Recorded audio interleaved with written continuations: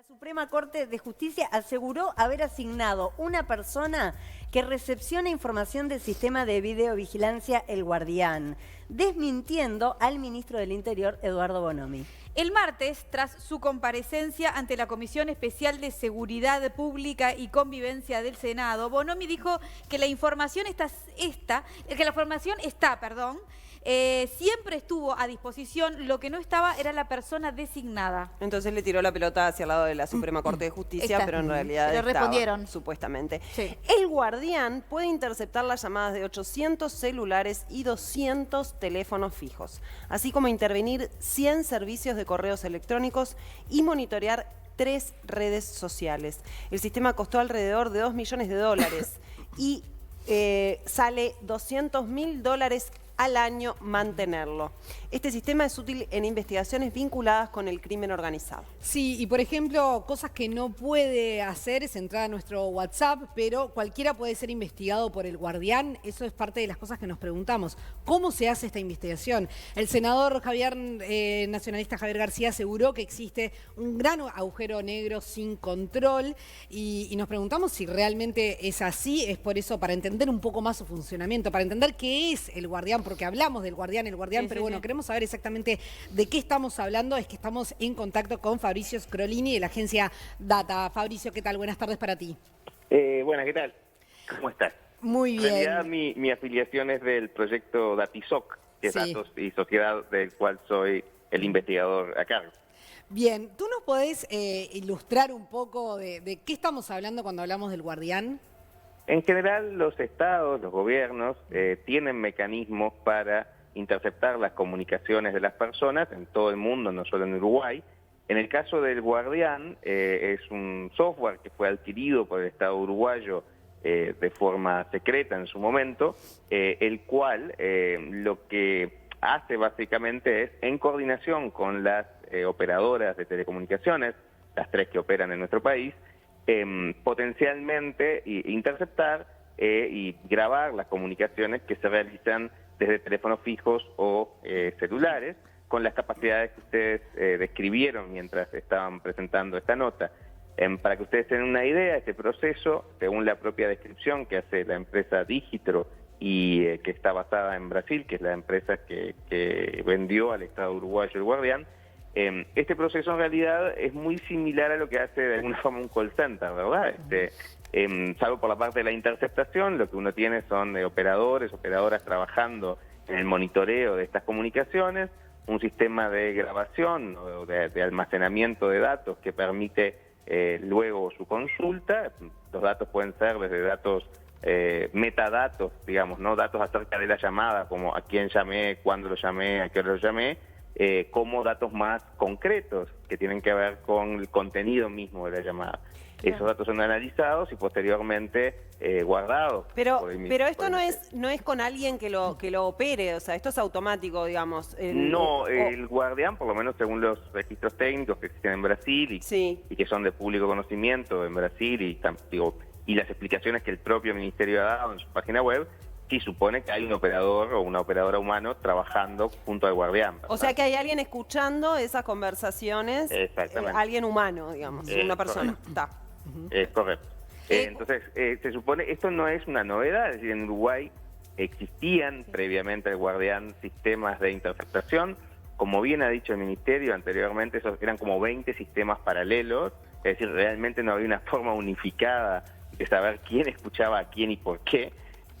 Lo cual eran sistemas caseros, ¿no? Bueno, herencia naturalmente del pasado de la dictadura que existió en Uruguay, y consecuentemente claramente no daban ninguna garantía.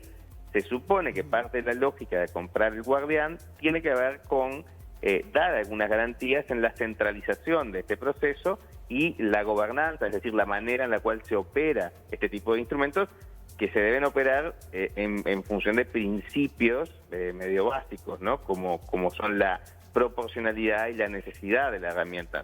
No vas a espiar, entre comillas, o intervenir las comunicaciones de todas las personas todo el tiempo. Se supone que hay un criterio para hacer. Claro, al común de la gente se puede preguntar en qué casos se utilizan esta herramienta, ¿no? Porque si está a disposición todos nuestros teléfonos, nuestra dirección de correo electrónico, ¿cuál es el objetivo final? Claro, guarda, el guardián es la capacidad que tiene, por ejemplo, sí podría estar interviniendo mi teléfono, el tuyo, etcétera, pero se supone que para eso hay un proceso judicial, que justamente la noticia que ustedes dan y que comentan hoy los medios, tiene que ver un poco con la preocupación acerca de, bueno, pero si hay un proceso judicial, ¿quién lo registra? ¿Cuándo lo registra? ¿Cómo lo registra? Pues se supone que hay una orden de un juez y un fiscal, básicamente, o una fiscal en ese proceso. Eso es un dato no menor, porque en otros países no existe eso. Entonces la intervención, ese tipo de intervención es una garantía. Y la otra cuestión es que en realidad, en términos de los correos, no es tan así, dependiendo mucho ahí dónde se ubica el correo, digamos, ¿no? Y dependiendo de quién es el proveedor, tendrá o no acceso el Estado uruguayo a eso. Ahora bien, ¿en qué circunstancias se da? Bueno, tiene que estar justificada esa intervención. Ahí la ley, para mi gusto, pero esto no es necesariamente compartido por todos los colegas y especialistas que trabajan en esta área, la ley es un poco vaga en el sentido de cuándo se procede a intervenir en una comisión. Se supone que hay una necesidad, que se está realizando una investigación, y se supone que hay una serie de criterios que para mi gusto deberían estar mayormente explicitados en la norma. Eso también le da criterios a los jueces y a los fiscales de cuándo proceder o no. Esta historia de la necesidad de la proporcionalidad, por ejemplo, si estoy persiguiendo un crimen o un delito de narcotráfico, por dar un ejemplo, ¿no? Y tengo formas de monitorear una red operando en el territorio, y el guardián me ayuda a tener algunos indicios de cómo eso pasa, bueno, eso es interesante, ahí hay un buen uso de la herramienta, en la medida que también potencialmente puede que no, y puede que, por ejemplo, la herramienta esté monitoreando las comunicaciones de gente que no tiene nada que ver, ¿no? Que eso puede pasar en el curso de una investigación, y lo más normal sería que si eso pasara, ese tipo de comunicaciones fueran desechadas después.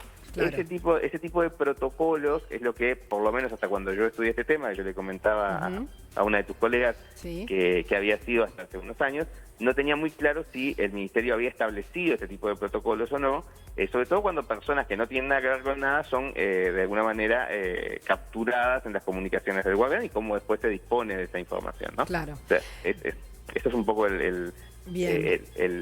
ahí, como siempre digo, el caso del guardián en el contexto internacional, el caso de Uruguay, es peculiar porque es una herramienta que no es tan poderosa o tan complicada como las denuncias que ha hecho en su momento Edward Snowden, o, digamos, acerca del poder de espionaje directamente sobre la población local que tienen otros países, ¿verdad? No estamos frente a eso, pero sí es bueno dar esa discusión acerca de bueno, a ver, en la medida que el Estado se tecnifique para mejorar sus acciones de perseguir al crimen, bueno, ¿qué reglas gobiernan eso, no? Y ciertamente, si yo no tengo un reporte público, aunque sea anualmente de eso, o no sé, o cada 6 meses, bueno, tenemos un problema, ¿no? Nadie quiere decir que tú estés reportando en tiempo real cuando estás interviniendo un teléfono, pues es una locura, porque si no la policía no podría proceder. Sí, sería imposible. Claro.